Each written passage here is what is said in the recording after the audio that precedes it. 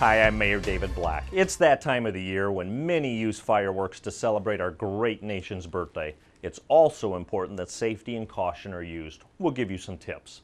There's a lot to do at our library during the summer. Several programs are offered for all ages. And the 4th annual Twilight Bike Criterium is on its way. It's a great way for your family to get outside, mix with the community, and enjoy a great event, all in downtown Papillion. We'll have details coming up. Here's city happenings for the week of July 5th. Thanks, Mayor Black. Fireworks are in big demand this time of year, and while they're fun, they can also be dangerous. You've heard it all before, but you can never hear it enough. Have fun, but be safe. It's a great time of year. Everybody loves summertime, especially around the 4th of July with the fireworks. It's a great time for everybody. We just want everybody to be as safe as we can. We don't want to see any tragedy come to any family. Have fun, but use a lot of common sense with it.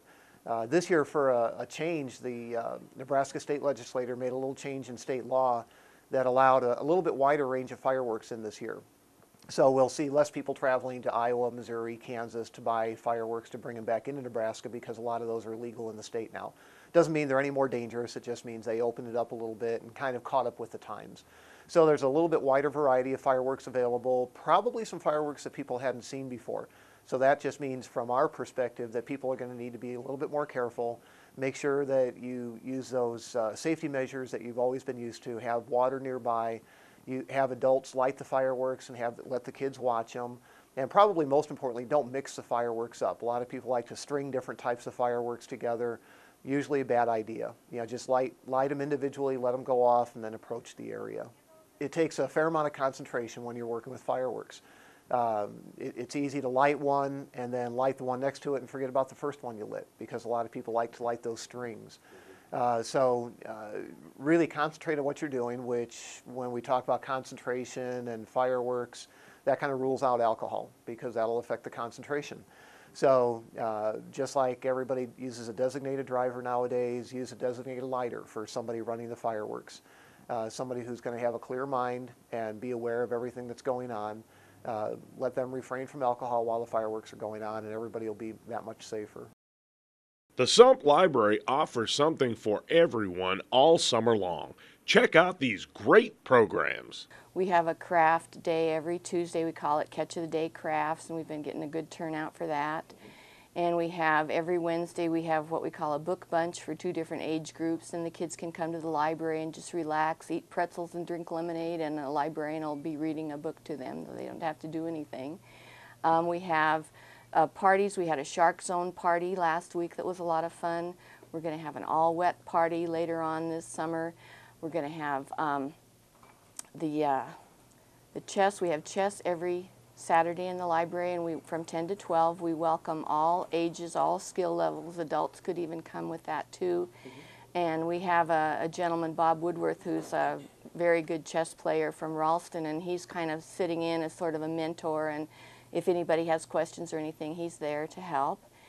And for the little kids, we have story times. We have several different story times going from Monday clear through Thursday. We have at least one story time every day.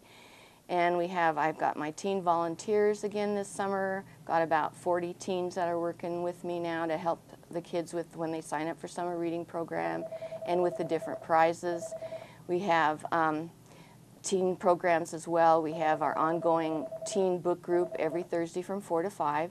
And this year we're also doing teen screens. At 6 o'clock, we're showing a teen movie, hopefully that has to do with water. Our theme for the teens this year is Make a Splash. And then every Monday we have what we call Family Flicks, which is a G-rated movie for families. And for signing up, you really don't have to sign up per se. You just come in if you want to start our summer reading program. Just come in, tell us you'd like to participate, and we give you a folder with information, a calendar, and information about all our programs. The 4th annual Twilight Bike Criterium is set for Saturday, July 10th in downtown Papillion. It's part of a major cycling weekend in the area. I think it's a fairly unique event, and I think that it's a very spectator-friendly event. Bike racing is extremely popular in other countries. It's become a lot more popular in the United States over the last 20 years. You've got Lance Armstrong back on the racing scene, and I know that generates a lot of interest and a lot of excitement in the sport. I think the special thing about this race is that it's a criterium, so it's a closed course. the riders do a lot of laps, and so you can actually watch the race develop in front of you. You can watch them go by on every lap. You can walk the course and see it from different vantage points, and it makes for very exciting racing. I've heard a lot of people compare it to a NASCAR race on bicycles. Drafting is important. There are a lot of tactics and strategy that go on, and we do have a professional race announcer that talks you through the race and lets you know exactly what's going on. So even if you don't understand the sport completely yourself, it's easy to follow along because we have someone explaining the tactics as they develop. It's considered the premier race in Nebraska, and I think that it has gained that reputation for several reasons. One, because the city is involved in putting on the race, it's run very well. It has the full support of the city. We have private sponsors cover most of the costs, and certainly they cover the prize list. But with the city's inclusion in putting the event on, the cyclists realize that it's a very well-run event. It's very organized, it's very safe, and they're welcome to the community. It's unique, I think, for cyclists to come to a downtown area, be welcomed by the community, and have a really fun, cool course like we have. And so it just generates a lot of excitement among the racing community and the people who do the racing, but it also makes for a great venue for watching the races. We have bleachers in shady areas. We have activities for the kids. We put up a bounce house. Hy-Vee comes down and they're grilling sandwiches. You know, some of our sponsors come down and put up tents.